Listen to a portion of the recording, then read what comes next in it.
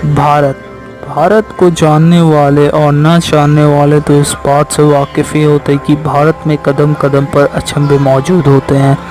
ऐसे में हम आपको रूबरू करा रहे हैं ऐसे ही कुछ ज़बरदस्त फैक्ट्स हैं जिन्हें आप शायद ही जानते हो। भारत को विविधताओं और किस्से और कहानियों का देश कहा जाता है। यहाँ एक बहुत पुरानी और प्रचलित कहावत है कि कोस कोस पर पानी बदले चार कोस पर पानी।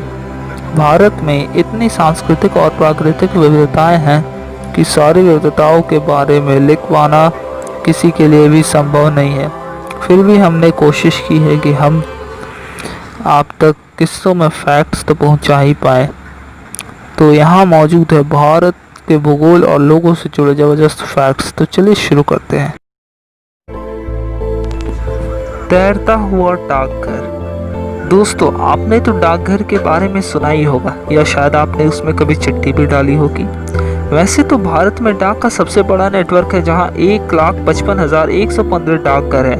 एक अकेले डाकघर में जहां लगभग 7,175 लोगों की मदद हेतु से तात्पर्य रहता है। देश के ऐसे डाकघर में डल झील का डाक खाना भी मौजूद है। इसकी शुरुआत साल 2011 में हुई थी। अंग्रेज़ों के टाइम की ये पोस्ट ऑफिस है। ये आज का नहीं, लगभग 200 साल का पुराना पोस्ट ऑफिस है। लेकिन पोस्ट ऑफिस जो हाउस बोट है या बहुत सारे बदल गए, लेकिन जगह तो यही है। फिर 2011 में इसका नाम नया पड़ गया फ्लोटिंग पोस्ट ऑफिस। उससे पहले ये था simple Nehru park post office.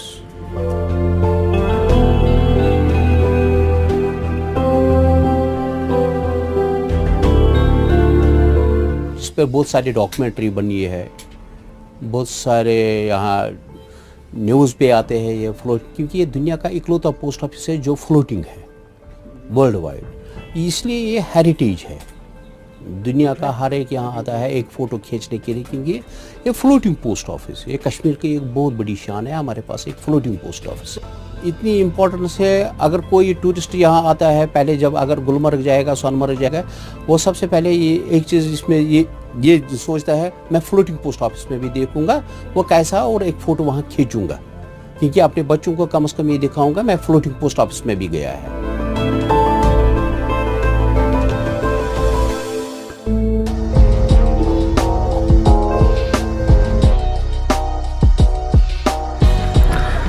चांद। दोस्तों, क्या आपको पता है कि चांद पर पानी मिला था? और क्या आपको पता है कि उसकी खोज किसने की थी? जी हाँ दोस्तों, चांद पर पानी की खोज भारत ने ही की थी।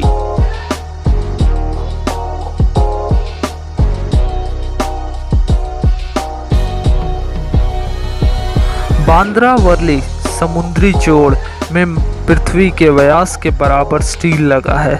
इस पुल को बनाने में 2,57,000 मानवीय घंटे लगे हैं और इसका कुल भार 50,000 अफ्रीकी हाथियों के बराबर है। यह मानव कला का बेजोड़ नमूना है। तो गर्व से बोलो, मेरा भारत महान।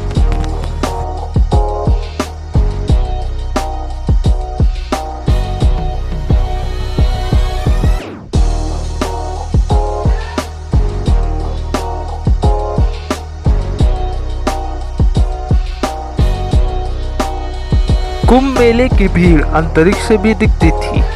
साल 2011 में संगम के तट पर आयोजित कुंभ मेले में पूरी दुनिया की ऐसी भीड़ जुटी थी कि इस भीड़ को अंतरिक्ष से भी देखा गया था। है हैरानी वाली बात।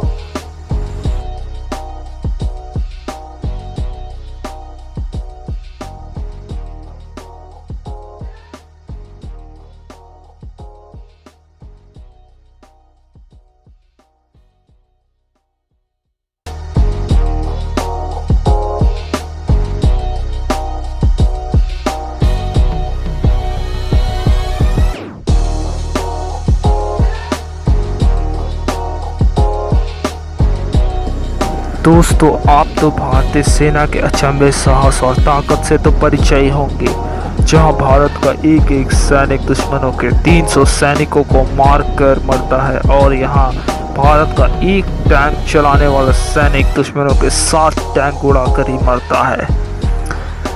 और शायद आपको ये बात मालूम होगी, तो मैं भी बता देता हूँ क्या आपको पता है कि दुनिया का चौथा सबसे ताकतवर मुल्क भारत ही है? तो गर्व से बोलो, मेरा भारत महान।